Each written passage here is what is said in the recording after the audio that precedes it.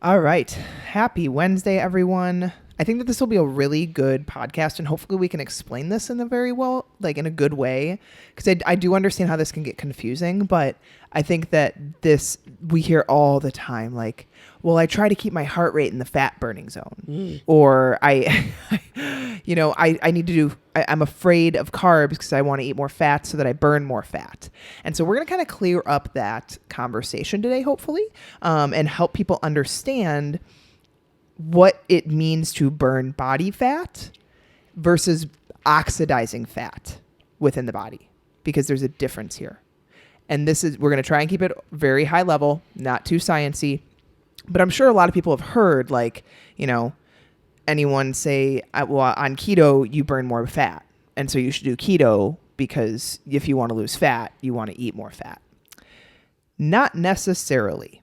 So it's not untrue, but it is extremely misleading. It is very misleading because basically what you're doing is just you're changing energy sources. So we know that naturally your primary energy source is carbohydrates, right? Your body fuels off of glucose, but there's a lot of scenarios where you might do better oxidizing and burning fat as your primary fuel source. But it's like flipping into that and understanding that you can still be moderate carb and still lose body fat. You just have to be predominantly burning the fat as your fuel source versus carbohydrates. Yeah. And I think that the hard thing here is, like, the reason that your body wants glucose is because within your body, it is a much easier conversion process for your body to change glucose into energy. And so we'll not get too sciencey here, but like it's a longer, slower process for your body to take fat that you eat. Because at the end of the day, guys, carbs and fats are basically your main two energy sources that your body will use. It can use protein to break down into glucose, but that's an even longer process. And so if you are eating carbs, fats, and protein, your body wants to use the carbs because it's the easiest route to energy. And so that is why, if you are doing high intensity, and we're going to kind of talk at the end of this podcast, like, what's the best diet per se? And it's going to depend on what you're doing, what your lifestyle is, what your, past diet history, health history, all of that. And then also personal preferences. But basically what we need to talk about is that there is two examples: high carb diet, low fat; high fat, low carb. Okay. So the number one rule we need to understand is that your body uses the fuel that it is exposed to the most. Okay. And that it is most present. And so if you're doing a low carb, high fat diet like keto, your body is oxidizing more fat because you are eating more fat. It is using the dietary fat that you're eating and it's oxidizing it for energy. If you are high carb, low fat, then your body will oxidize more carbs because you are eating more carbs. If you're high fat, high carb, you're probably overweight and you are probably struggling with insulin resistance, and your body is going to use carbs because carbs are easier for your body to use. We should not be high fat and high carb. That is the problem. Most people are high fat, high carb, low protein. That is what gets people in trouble. And so although there is more oxidation present, it does not mean that you are burning more. Burning fat still breaks down calories in, calories out. Yeah. That is the bottom line. It's overall energy balance. Yes. And are you expending more than you're actually burning? And then we have to look at other things that support lowering your body fat percentage, right? Mm-hmm. Are you strength training? Are you moving your body every day? Are you eating enough protein so that you're not catabolizing muscle, right? In any deficit, you are always going to catabolize a little bit of muscle. So if your goal is, I want to be lean and I want to burn body fat, understand that it has to be a balance here. Mm-hmm. And in any dietary intake that is giving you a deficit, you will burn and lose a little bit of muscle mass still. This is kind of the concept. If you just think about how you would apply this in your day-to-day life, if you're in a calorie deficit, you are not lifting as strong or as heavy as easily as you are if you're at maintenance, right? Because you have an energy depletion here because your goal is to lose weight, lose fat. So let's kind of go back and kind of what Becca is talking about here with the low carb, high fat or high fat, low carb diet, we need to understand that we should be metabolically flexible and be able to burn both of these sources interchangeably. So I'll say, for myself, some days I go higher fat, some days I go higher carbs. It kind of depends upon my movement, my training modality. But the biggest issue, and kind of going back to your point of most people are doing a low protein, high fat, high carb intake, this reduces their ability to be metabolically flexible. And actually, it's been shown that 90% of people are not metabolically flexible. And this is primarily due to insulin resistance and high amount of inflammatory oils, trans fats, shitty quality of food. And it's leading to the disease and the dysfunction at the cellular level. Because when you're oxidizing fat, this is primarily referring to the process of breaking down the fatty acids and turning them into energy, the same way that you would with carbohydrates, bringing it down to glucose, right? And turning that into energy. But to oxidize fat, one also needs healthy mitochondria. And a lot of people don't have great mitochondria. Those are the powerhouse energy sources to the cells, and basically the small structures in the cells that serve as the power plants, and generate energy and basically support your muscles to contract and to also utilize oxygen, contract by burning fuel, using oxygen and producing carbon dioxide. Yeah. And so this is the hard thing, that although if you have a higher carb, lower fat diet, you should be utilizing carbs for energy. The problem is that a lot of people, like Liz was saying, 80+% of the population is insulin resistant to some extent.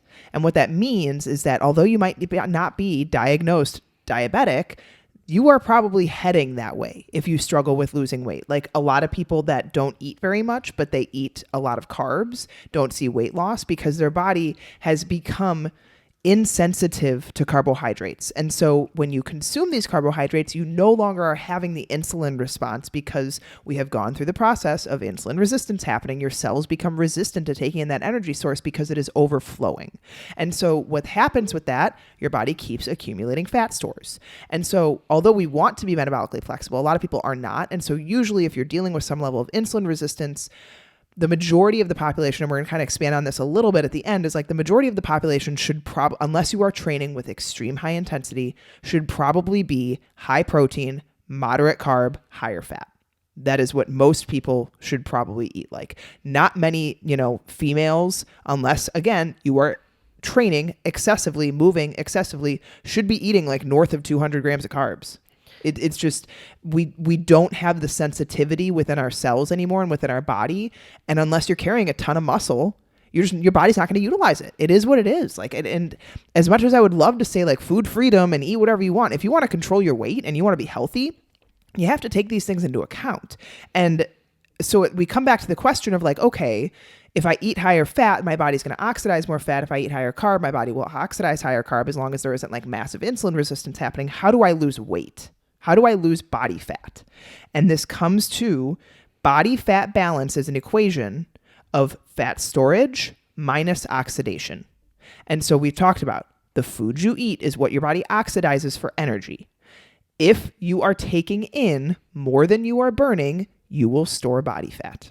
If you are taking in less than you are burning, calorie deficit, you will burn body fat.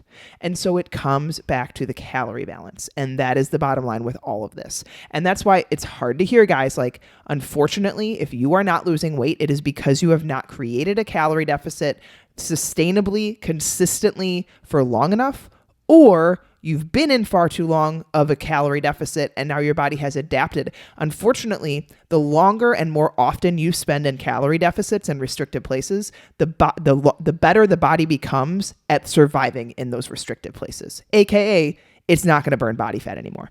Yeah. Well, then you have the question of I'm eating, let's say 1,200 calories a day, or I am in a deficit, but I'm not seeing any changes. And then what happens when I kind of go out and live a normal life and eat, out with my family or my friends, or I travel and all of a sudden I've put weight on? Well, this is because you've adapted, number one, and you're not metabolically flexible, number two. And so now you've created a scenario where when you do go out and you're consuming high fat, high carb diets, you're storing it as fat, because the body doesn't have enough energy day to day. And so when the body compensates, you prime yourself to regain fat. This is why you see so many people come out of a lot of restrictive diet protocols, let's say keto for some individuals as well, because when they start consuming high amounts of carbohydrates and they don't reintroduce them slowly and they tip themselves into a calorie surplus, they regain all of the fat plus some. Mm-hmm. And it's pretty rapid that they put it back on as well. Yeah. And that's the hardest part with dieting incorrectly, I will say. I think that there is absolutely a correct way to diet, and you can do it in multiple ways. And so like, what is the best diet to follow? Like Liz was saying, she tends, and we were kind of talking about this before the podcast, there's such a thing as like fast oxidizers and slow oxidizers. So fast oxidizers are people that oxidize carbohydrates well. It makes sense if you think about it. Carbohydrates are fast energy, fast oxidizers. Then there's slow oxidizers, people that, tend to oxidize fats and proteins a little bit better. And so people that, manage their weight better using a higher fat diet. I have learned through experience and through just like history, I tend to be a better fast oxidizer. I feel better when I have higher carbs. I have better energy. I don't get headaches. I feel my workouts do better. And I tend to train with quite a bit of intensity. I always have. And so majority of the population is probably not training with that level of intensity. Yeah, there are a lot of people out there that may be, but like, at the end of the day, you have to experiment with what does best for you. And if you are unsure and if you've been struggling with your weight for a long time, I would recommend probably a higher fat, higher protein, more moderate carb approach.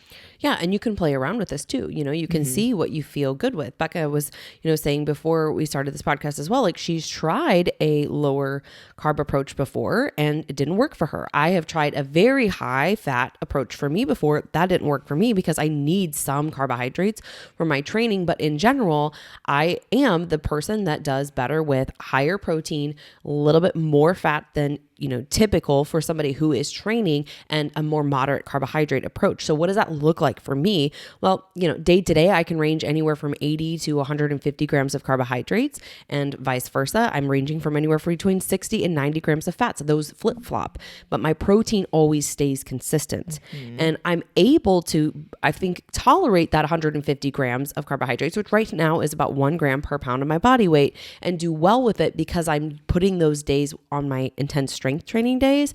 And I'm still cognizant about timing my carbohydrates post-workout. I'm still cognizant about getting my 10,000 plus steps in. So I'm still very, very active on those days.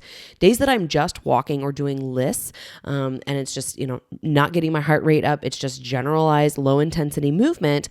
I feel better eating less carbohydrates and doing higher fats. Yeah, absolutely. And I think a lot of this also comes down to like how much muscle mass people hold plays a big role. Their diet history and what they've done in the past and what they feel best with. And also at the end of the day, guys, the types of food play a huge role. Like I'm not eating my carbs from bowls of cereal and, a bunch of sandwiches and like pastas and stuff like that. Most of my carbs come from sweet potatoes, white rice, vegetables, fruits, things like that. I have a half an English muffin in the morning post-workout, and I do sometimes if I need the carbs at night, I'll do like half a cup of cereal after dinner if I need the carbs, but that's it. Other than that, it is all whole foods based. And so play and experiment with these things to figure out, but at the end of the day, do not get ployed into the whole concept of like, eat higher fat so you're burning more fat. That is totally a play on words, guys. And that is what people get, we get conned into. We're like, oh, keto, you're burning more fat. That's exactly what I want. Well, not necessarily. It is, you are oxidizing more fat. You are not necessarily burning body fat. To burn body fat, you have to track intake. And at the end of the day, although intake tracking can be kind of tedious, it can be kind of annoying. Wouldn't you want to control as many variables as possible to control the outcome of what you want? I would. I wouldn't want to be like, I really want this goal, but I'm just going to leave a bunch of things up to chance. I'm just going to hope for the best. I'm just going to assume I'm in a calorie deficit, right? Because I ate everything that said keto on it. Like, listen, Becca and I are into the Catalina Crunch so lately. Good. It's so good. So expensive. If you guys haven't seen it, I found mine at Costco, which I don't think is bad. It's like $10 for a bag, quite a few servings in there. And I don't do a lot at one time. Like I usually do half to 3/4 of a cup, but on the front of the bag, it says that it is a keto product. Well, if you look at the nutritional label per serving, you're looking at 14 grams of carbohydrates. The reason why they're saying that this is a keto product is because there's added fiber to it. And so if you subtract the fiber from the carbohydrates, now you're looking at 3 net carbs. Well, at the end of the day, net carbs are stupid. That's what the end of the day is. Net carbs are stupid.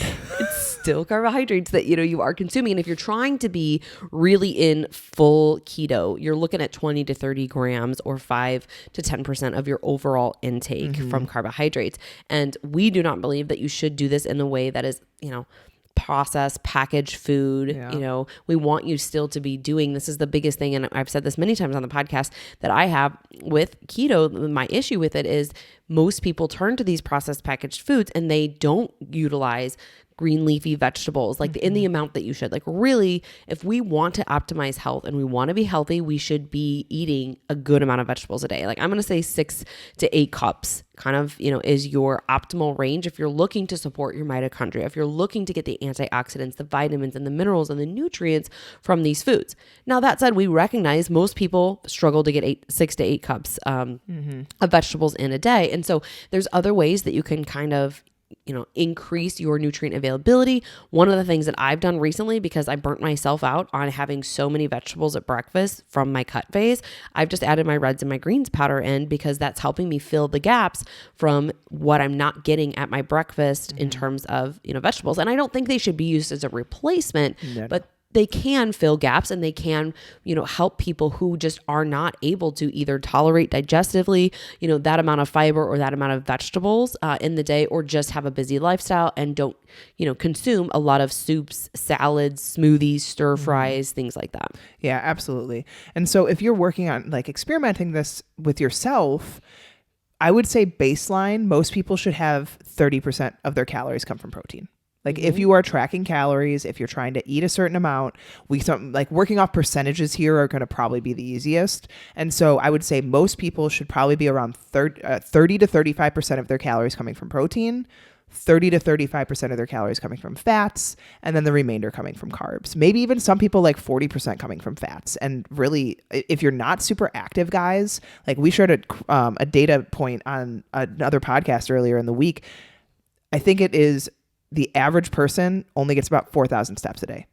And so unless you're tracking your movement and you're like doing some resistance training, you're doing some heavier lifting, you're doing adequate walking every day, you guys, you probably don't need that many carbs. Like, I'm not someone to say restrict yourself, but if you are really trying to see progress and you are noticing like it's not working for you, you probably need to change some things up. And I think one of the biggest things that people don't realize is that a lot of people don't do well with high carb and believe it or not, high carb is very easy to get to eating processed foods. Yeah, it's very hard to get with, oatmeal, yes, fruits, things like that, unless you're doing a lot of the like tropical fruits like pineapple, which is my favorite, or banana, things like that. The other thing that I would say here is, as you're kind of playing around with this, pay attention to the percentages within your meals and track how you feel a couple of hours after. Like, do you get energized from this meal, or do you get tired and lethargic, right? I guarantee you, if you were to look today before you made any changes, if you are eating higher fat, higher carbohydrate diet, you're probably experiencing some energy crashes throughout the day because your blood sugar is, all over the place. But if you can keep protein stable and level throughout the day, that can help counterbalance those swings with your blood sugar. But this is where it becomes very bio-individual. Like I said before, I know for me, I do better having more fats, more protein, more vegetables at lunchtime, and I don't take that energy drop in the afternoon. When I have things that are higher carbohydrate, higher protein, and higher fat, I get tired in the afternoon. That's just how I respond. But so this is why I look at my, meal timing, and when I'm training, that's when the majority of my carbs come in, either early in the morning or later in the evening, because carbs can help with cortisol. Talked about this before. They've got that inverse relationship with cortisol. And so that can help bring your stress levels down and help you sleep better at nighttime. And here, again, I'm talking about like a half a cup of rice. I'm not talking about, a huge burger, and fries or something like that, because that's going to be higher fat, higher carb. So you kind of have to isolate, food groups here, and then look within your meal. If you had 30 grams of carbohydrates and 20 grams of fat and then 30 grams of protein, how do you feel? Change those ratios up and, test and see with a food and mood journal, or, however you want to track this, what is my energy like? And do I consistently get tired after certain ratios between the three? Yeah. And this is something that, like, you guys, this is why you can't just go to someone and have them be like, tell me what to eat. You got to experiment with yourself. You have to put in the time and the effort of like, take the next 3 to 4 weeks and try a more moderate carb approach where you're maybe taking in like 100 to 150 grams of carbs a day and track it, and then eat a little bit higher fat, high protein, see how you feel. And then if that doesn't feel great, try going to a little bit higher carb, more moderate fat approach where you're taking in maybe 100. And I mean, like, we're totally throwing out arbitrary numbers here. I should say percentages. I really should. So like, 30 to 40% carbs and then 30% protein and the rest coming from fats, and see how you feel with that, and play around with the types of foods. Like Liz was saying, I've learned as well, I feel better when I front load and back load my calories. My middle of the day, I need to be sharp. I need to be on calls. I need to not be as tired. And so I do better when I have snacks, lighter meals, things that are protein, vegetable based, maybe a little bit of carbs in there. I don't feel good if I have like a big bowl of, potatoes or rice or something really heavy at lunch. I feel better when I have a bigger breakfast, bigger dinner, and the middle of the day is pretty light. That's just how I function. And I've learned that through trial and error. I've done the heavier lunch and been like, I want to fall asleep on this call right now. And so we need to implement these strategies. It's not, you guys, I'm sorry, but like, no one's going to tell you, eat exactly this and you're going to feel amazing. You're going to have to implement it and find out. That is what individuality is about in nutrition. There is no one size fits all. There never has been. There never will be. There needs to be individualness to it because you need to figure out what you feel best doing. No one can tell that for you. You have to put it into play and take data, have awareness about what foods you eat and how you feel when you eat them, which is some work. Yes, it is. But then you can get to a place where it becomes automatic. Like Liz and I know what food combinations work well for us now. We know how to spot a check a day and be like, I ate enough today. I didn't eat enough today. I had too many carbs today, vice versa. And so you have to be able to put in the work and the effort up front to get to a place where you can evaluate that on the back end. But we wanted to chat today mainly around this whole concept of, higher fat diet doesn't mean that you're burning more body fat necessarily. If you're eating a bunch of calories, you're not burning more body fat. You're just oxidizing fat within the body as an energy source. Like, we need to clear that up. And hopefully we did an okay job of explaining that today, and kind of helping people see that in terms of high carb or high fat and what you ultimately want to do in terms of experimenting with yourself. Yep. I think at the end of the day, test and try and see, when we're working with clients, like a lot of times we're teaching them and we're educating them on these things and they don't know what they don't know. The same way, Becca is saying, like, if you have never tracked your food and you can't, inherently know this has 30 grams of carbs or this has, 25 grams of protein or whatever, how can you truly know if this is working for you or not? And if you're not analyzing that data, this is one of my biggest pet peeves.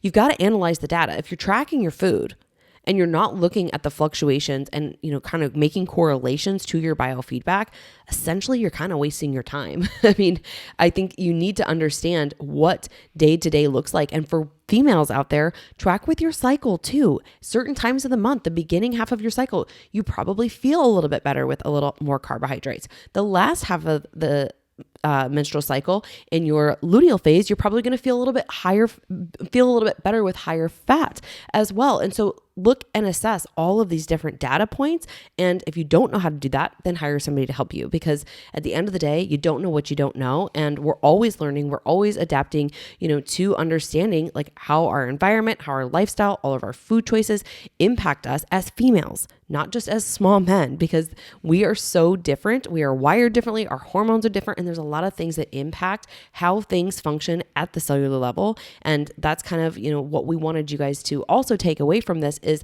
there is no one size fits all. It is not just a MyFitnessPal, plug in your data, get told a macro, percentage here. We don't know if that works for you. You don't know if that works for you. The same thing if you go to tdecalculator.net. We like that one, but again, it's not individualizing these things for you. It's giving you a estimate based upon the data that you've given it from a specific calculation. And so test, try, see, track your data and, analyze it so that you can do better and feel better. Yep. And then tell the next person that tries to tell you that high fat burns more body fat this answer. Have a great day, guys.